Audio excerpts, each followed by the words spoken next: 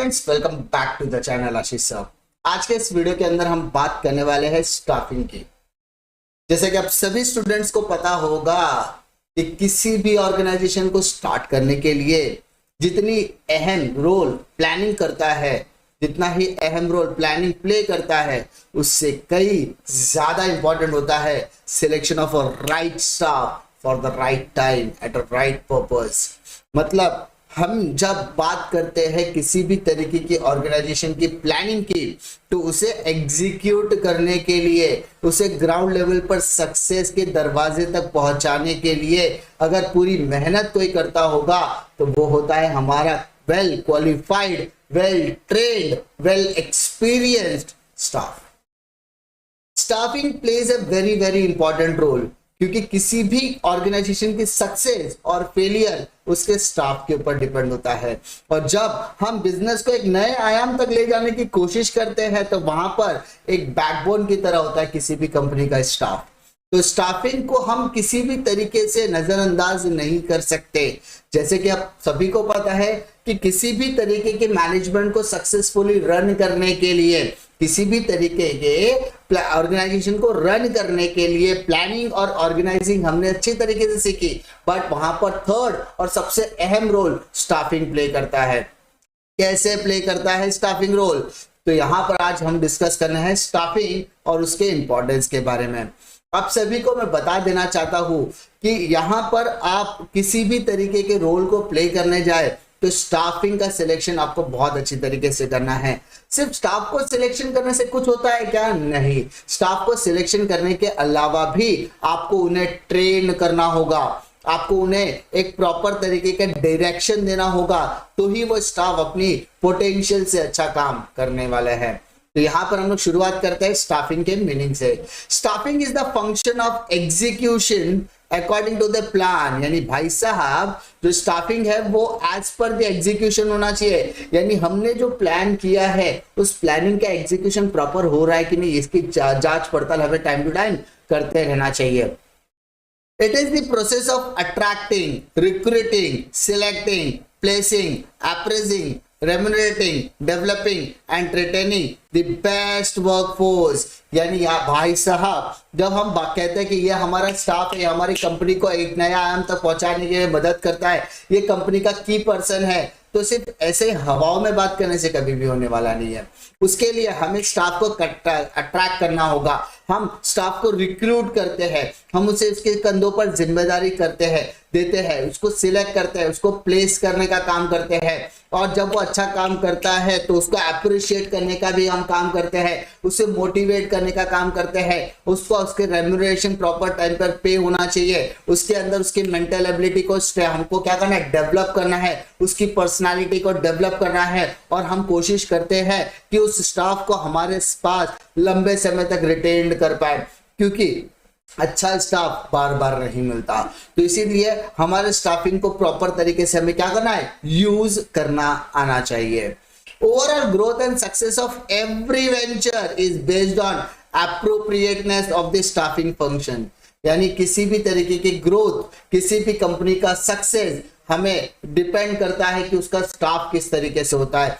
बहुत सी ऐसी कंपनियां होगी या बहुत सारी ऐसी कंपनियां अभी भी ग्लोबल वर्ल्ड में एग्जिस्ट कर रही है जिनका मैनेजमेंट बहुत अच्छा है, बट उनका स्टाफ प्रॉपर तरीके से काम नहीं करता। उन स्टाफ का रूडनेस बिहेवियर जो होता है वो कस्टमर को पसंद नहीं आता, जिस वजह से कंपनी की गुडविल दांव पर लग जाती है। तो हमें ये भी ध्यान रखना है कि स्टाफ का नेचर भी हमें बहुत ज्यादा इंपॉर्टेंट रोल प्ले करेगा। It is very challenging for organization to focus on best utilization of workforce। यानी हमें यहाँ पर अपनी कंपनी के जो वर्कफोर्स है, हमारी कंपनी के अंदर जो स्टाफ हमारे काम करते हैं, उनकी बेहतर तरीके से हमें क्या करना है, यूज करके लेना है, उनको बेहतर तरीके से उनके टैलेंट का इस्तेमाल करना है, उनके स्किल का इस्तेमाल करना है, ठीक है। और जब जब उस स्टाफ को जरूरत पड़ेगी, जब जब उस स्टाफ को रिक्वायर्ड होगी, हमें उनके लिए, उनके डेवलपमेंट के लिए ट्रेनिंग का अरेंजमेंट भी करना पड़ सकता है। इसीलिए the function emphasis managing human and not the material और फाइनेंशियल रिसोर्सेस। ये जो फंक्शन है जिसकी हम बात कर रहे हैं, यहाँ पर हम मटेरियल मनी मैनेजमेंट की बात नहीं कर रहे, हम यहाँ पर हैंड टू हैंड या ह्यूमन टू ह्यूमन इंटरेक्शन की बात करें, हम यहाँ पर ह्यूमन को मैनेज करने की बात करें। और कोई ह्यूमन कोई मटेरियल का जैसा नहीं होता, जिस तरीके से मटेरियल को फेंक दिया जाता है, मटेरियल को रख दिया जाता है, उसकी वैल्यू वहां तक ही है ना। ह्यूमन के सेंटिमेंट्स को भी आपको रिस्पेक्ट करनी पड़ती है। इसलिए किसी भी ऑर्गेनाइजेशन की सक्सेस डिपेंड करता है कि उसका स्टाफ किस तरीके से आप हैंडल करते हो। इसका बेस्ट एग्जांपल आपकी नजर में अगर देखोगे, प्रैक्टिकल लाइफ में बहुत सारी ऐसी कंपनी जैसे टाटा कंसल्टेंसी सर्विसेज है, वो अपने स्टाफ को बहुत बेहतरीन तरीके से ट्रीट करती है। उसके अलावा अगर आप सीरियल्स की बात करोगे तो आपको याद रखने के लिए, लंबे समय तक याद रखने के लिए मैं बता दूं, जेठालाल और नट्टू काका और बाघा की एग्जांपल दे देना चाहता हूँ, मगन की एग्जांपल दे देना चाहता हूँ, क्योंकि यहाँ पर जेठालाल ने उनको एक इस तरीके का एटमॉस्फेयर क्रिएट करके दिया है कि वो तीनों जेठालाल को छोड़ने की बात कर ही नहीं सकते। तो यहाँ पर staffing plays a very very important role. ठीक है, now move to next. The need of staffing arises since the initial period of the organization due to promotion, transfer, business expansion, retirement, resignation, accident, death of employee, etc. Vacancies are created in the organization. In this context, staffing function plays a very very important role in the organization. Right person at the right job with the right pay is the basic principle of staffing. यानी जब हम बात करते हैं staff, तो अब पहला question आता है सर स्टाफ को रखने का कब। स्टार्टिंग छोटा लेवल है तो सर हम खुद ही चलाए तो चलेगा क्या? हाँ चला सकते हो, बट आपको खुद एज ए स्टाफ काम करना पड़ता है। लेकिन जैसे जैसे आपकी कंपनी की ग्रोथ हो रही है, जैसे जैसे आप कंपनी बढ़ा रहे हो, जैसे जैसे एक्सपेंशन कर रहे हो, बिजनेस के अंदर डाइवर्सिफिकेशन ला रहे हो, आपको स्टाफ रखना ही पड़ेगा। Staffing plays a very very important role. लेकिन किसी भी ऑर्गेनाइजेशन के अंदर वैकेंसी कब जनरेट होती है? जब आप किसी जूनियर को सीनियर की पोस्ट देते हो, तो जूनियर की पोस्ट खाली हो गई, आपने किसी एम्प्लॉय को एक ब्रांच से दूसरे ब्रांच में ट्रांसफर दे दिया, तब उसकी एक वैकेंसी जनरेट हो जाती है। आप बिजनेस को एक्सपांड करते हो तो वो उस एम्प्लॉय के कंधों पर भी रिस्पॉन्सिबिलिटी आ जाती है। या कोई एम्प्लॉय है वो रिटायरमेंट ले रहा है, या कोई एम्प्लॉय आपके कंपनी को छोड़कर रिजाइन करके जा रहा है, या किसी एम्प्लॉय का एक्सीडेंट हो गया, किसी एम्प्लॉय की डेथ हो गई, तो वेरियस ओकेजन्स की वजह से कंपनी के अंदर वैकेंसी जनरेट होती है। इसका मतलब हमें सिर्फ और सिर्फ उस जगह को नहीं भरना, हमें वो कॉम्पिटेंट पर्सन को भरना जो उस जिम्मेदारी को निभा सकता है, क्योंकि वो सिर्फ और सिर्फ अपने लिए काम नहीं करता, वो सबके लिए काम करता है, वो ऑर्गेनाइजेशन के ऑब्जेक्टिव्स के लिए काम करता है। इसलिए सबसे इंपॉर्टेंट चीज स्टाफिंग का फंक्शन ये कहता है, उसका बेसिक प्रिंसिपल ये कहता है कि appointment of a right person at the right time for the right job with the right pay. Appointment of a right person for the right job at the right time with the right pay. सही समय पर सही इंसान को सही काम देना, वो भी सही पे के साथ, सही रेम्यूनरेशन के साथ, is the basic principle of staffing. I hope आपको इसमें कोई भी दिक्कत नहीं आएगी। कोई भी दिक्कत आती है आप कमेंट सेक्शन पे कमेंट ड्रॉप कर सकते हैं। Now move to next, definition की तरफ बढ़ते हैं। यहाँ पर डेफिनेशन आपको क्या दिया गया है, देखिए पहला दिया है थाओ हैमन का डेफिनेशन है। तो हम लोग यहाँ पे 3 डेफिनेशन दिया, उसमें से कोई भी एक डेफिनेशन को डिटेल में मैं आपको एक्सप्लेन कर दूंगा, तो it will be very easier to understand. आपको तीनों में से कौन सा डेफिनेशन करना है, इट डिपेंड्स ऑन यू, आप उसको कोई भी तरीके से कर सकते हो। फिलहाल मैं थाओ हैमन का डेफिनेशन ले रहा हूं। The staffing function pertains to the recruitment, selection, development, training, compensation of subordinate manager. जिसकी हम बात कर रहे थे कि मैं कंपनी का बॉस हूं, मैं कंपनी का बॉस हूं, मेरे पास जो काम कर रहा है वो हमारा एम्प्लॉय है, बट एम्प्लॉय के अंदर भी हमको वो पोटेंशियल डालना होगा। एम्प्लॉय को हमको रिक्रूट करना है, उसे सिलेक्ट करना है, उसके अंदर वो एबिलिटी को डेवलप करना है। डेवलपमेंट करने के लिए मुझे उसे ट्रेनिंग देनी पड़ेगी, उसे उसके रेम्यूनरेशन टाइम टू टाइम पे करनी पड़ेगी, कंपेंसेट करना पड़ेगा, प्रमोशन देना होगा। वो प्रमोशन में मोटिवेशन के थ्रू भी दे सकता हो या मॉनेटरी रेम्यूनरेशन भी पे कर सकता हो, इट डिपेंड्स ऑन मी। लेकिन स्टाफिंग मुझे लोगों को साथ में लेकर जाना है। सबका साथ सबका विकास कहते हैं, लेकिन एक ऑर्गेनाइजेशन में सक्सेसफुल कब होता है? जब बॉस और एम्प्लॉय दोनों ही मिलकर क्या करते हैं, काम करते हैं। Now move to our importance part. ठीक है, इंपॉर्टेंस में देखिए पहला इंपॉर्टेंस क्या कहता है। स्टाफिंग का सबसे इंपॉर्टेंट फंक्शन है मैनेजरियल फंक्शन। भाई साहब हमारा टॉप लेवल मैनेजमेंट फंक्शंस बना देता है, हमारा टॉप लेवल मैनेजमेंट प्लानिंग कर देता है, उसकी एग्जीक्यूशन की जिम्मेदारी वो मिडल पर डालता है, मिडल की प्लानिंग का एग्जीक्यूशन का जो जिम्मेदारी है वो लोअर लेवल मैनेजमेंट पर हो जाता है, और लोअर लेवल मैनेजमेंट उस प्लानिंग को एग्जीक्यूट करता है। ऐसा नहीं कि कोई अपनी प्लानिंग में चूका है, हमें उनको प्रॉपर तरीके से मैनेज करना आना चाहिए। दूसरी इंपॉर्टेंट चीज, और स्टाफिंग का परफॉर्मेंस मैटर करता है, क्योंकि अगर वो स्टाफ अपने पोटेंशियल से अच्छा काम करेगा, अगर वो स्टाफ अपने पोटेंशियल से 100% कैपेसिटी में रहकर काम करता है, तो वो काम इफेक्टिव तरीके से होने वाला है। चाहे वो काम आपका प्रोडक्शन का हो, चाहे वो काम आपका सेल्स का हो, चाहे वो आपका काम फाइनेंस का हो, हर ऑर्गेनाइजेशन का जो आउटकम आएगा वो इफेक्टिव स्टाफिंग के बाद ही आने वाला है। कोई भी ऐरा गहरा नत्थु कहरा, कोई भी टॉम डिक एंड हैरी जिसको हम भर नहीं सकते किसी भी कंपनी के अंदर चलाने के लिए। कंपनी को चलाने के लिए एक इफेक्टिव स्टाफ की जरूरत है, क्योंकि जब स्टाफ अपने पोटेंशियल से अच्छा काम करने की कोशिश करता है तो ऑर्गेनाइजेशन अच्छे कदमों पर जा रही है, अच्छे रास्ते पर जा रही होती है। ठीक है। Second point, leads to effective utilization of human resources. अब यहां पर एक वर्ड यहां पर आपको बहुत ज्यादा इंपॉर्टेंट है, ह्यूमन। आपको इनका इफेक्टिव यूटिलाइजेशन करना है, बट इनके जो आपको एक कहा जाएगा ना, उनके रिस्पेक्ट करनी है, उनकी डिग्निटी की रिस्पेक्ट करनी है, उनके सेंटिमेंट्स की आपको रिस्पेक्ट करनी होगी। क्योंकि जब आप उस एम्प्लॉय को अपने कंपनी का एक हिस्सा मानते हो तो वो हिस्से की रिस्पेक्ट करना भी जरूरी होता है, और जब आप उसकी डिग्निटी मेंटेन करने की कोशिश करते हो तो मान लीजिए आप उसके रिक्रूटमेंट कर रहे हो, आप उसका सिलेक्शन कर रहे हो, आप उसको प्लेसमेंट दे रहे हो, आप उसको रेम्यूनरेट करने का काम कर रहे हो, आप उसको ट्रेनिंग एंड डेवलपमेंट कर रहे हो, और उसके ऊपर ज्यादा लोड नहीं देना है आपको, एक्सेसिव बर्डन है वो, आपको पता है 8 घंटे में इतना काम कर सकता है, तो आप उसकी कैपेसिटी के हिसाब से काम कर दीजिए। क्योंकि हमें उस पर्टिकुलर इंसान को यूज करना है, हम उस इंसान का 100% कैपिटल यूटिलाइजेशन करना चाहते हैं, लेकिन उसके ऊपर एक्सेसिव बर्डन देकर उसको दबाना नहीं चाहते। क्योंकि अंडर द प्रेशर, ऐसा कहा जाता है कि प्रेशर में ही आपका परफॉर्मेंस निकलता है। Under the pressure every staff can perform themselves, यानी वो प्रेशर के अंदर ही काम करता है। बट ज्यादा प्रेशर, जब आप उसको एक्सेसिव प्रेशर देते हो तो इट लीड्स टू स्ट्रेस, और स्ट्रेस की वजह से वो काम खराब भी हो सकता है।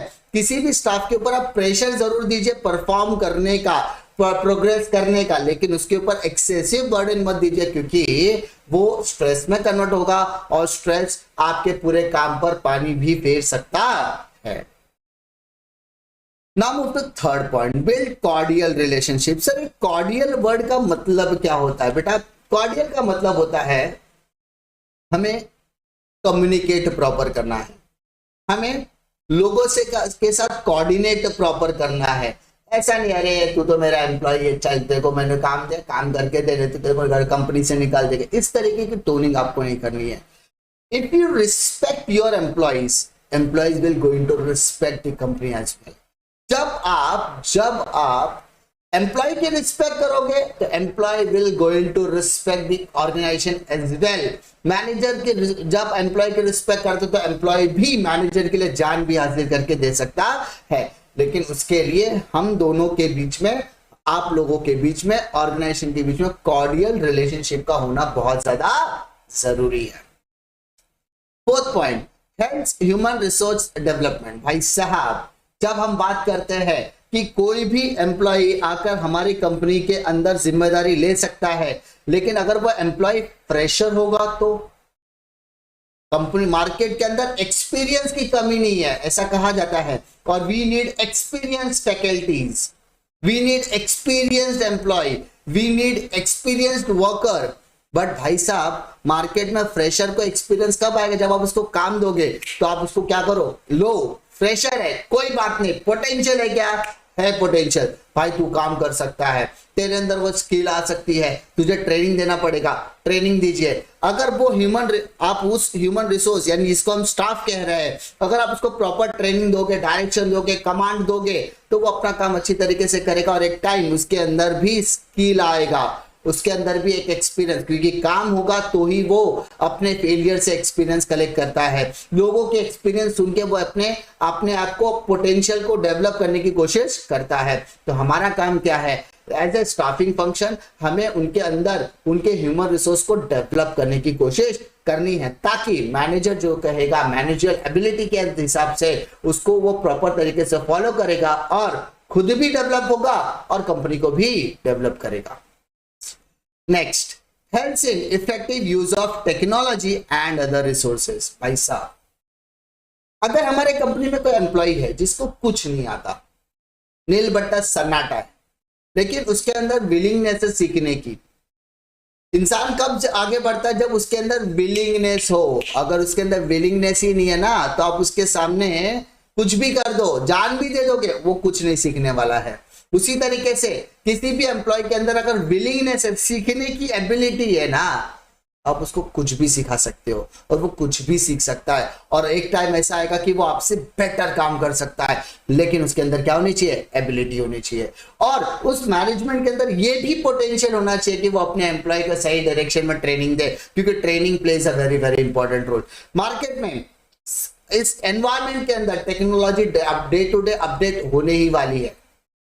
नए नए मटेरियल्स, नए नए रॉ मटेरियल्स आने वाले, नए मेथड्स इंट्रोड्यूस होने वाले हैं। बट ऑर्गेनाइजेशन का काम है अपने एम्प्लॉयज को ट्रेन करना।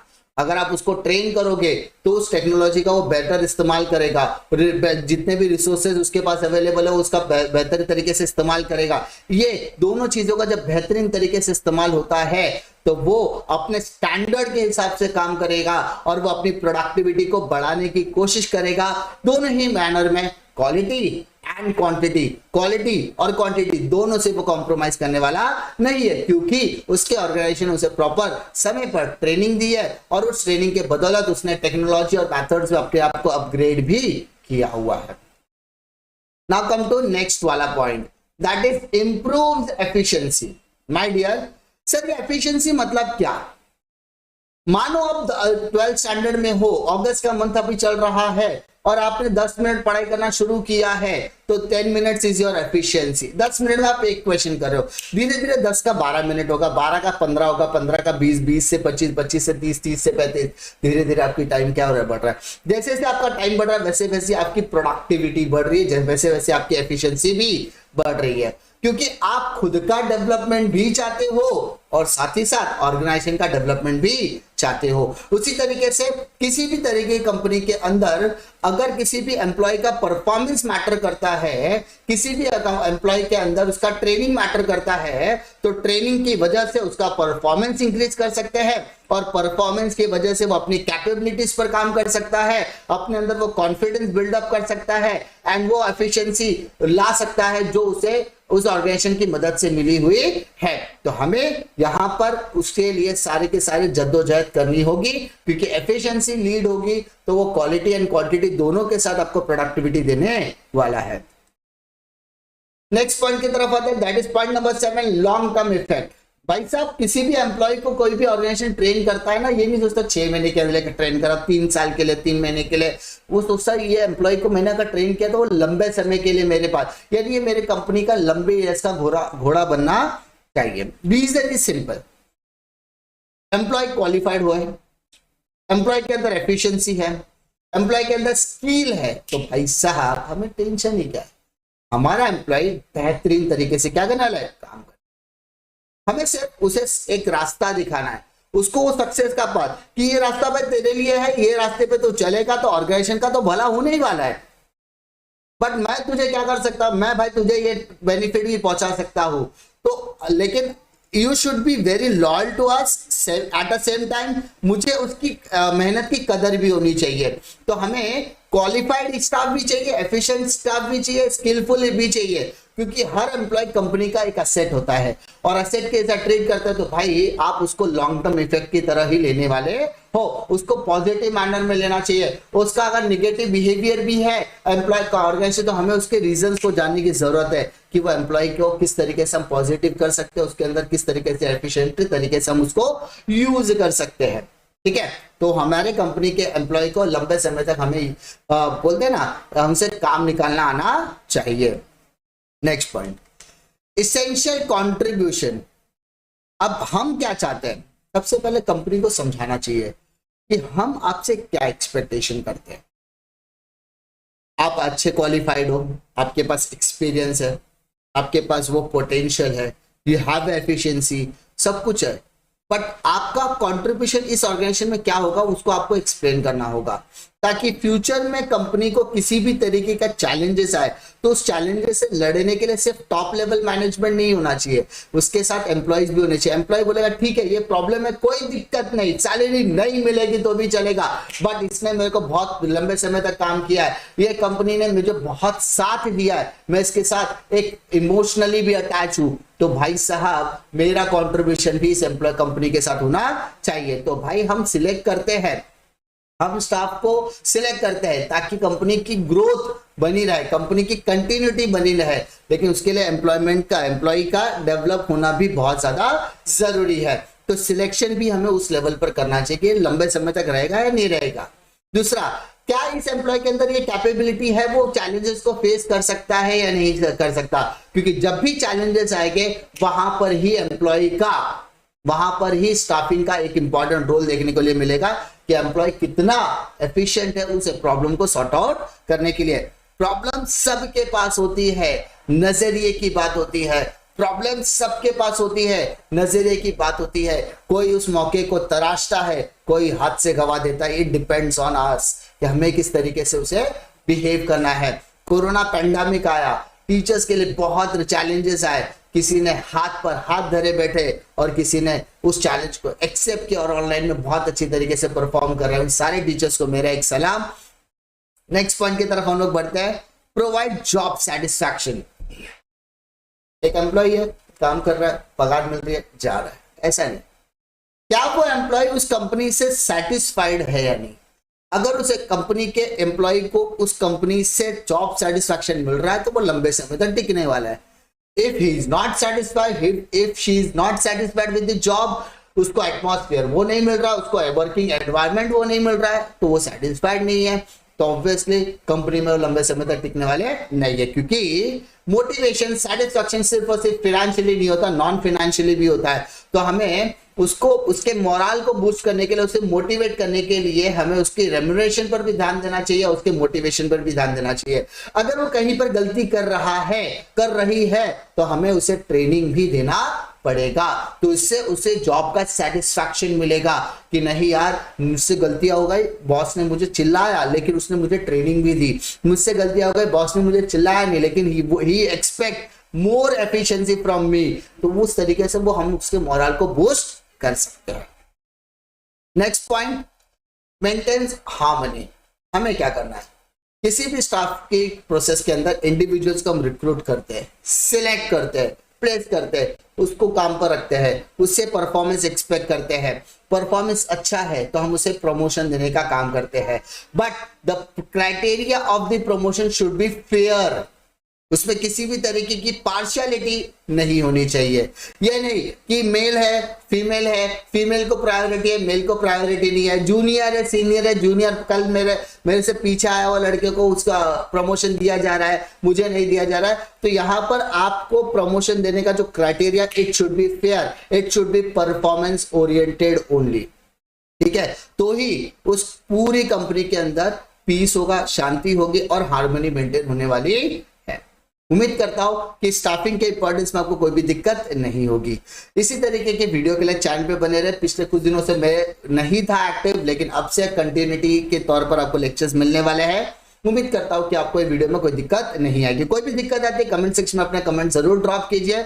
मिलता हूं आपको अगले वीडियो में एक और नए लेक्चर वीडियो के साथ, तब तक के लिए जय हिंद।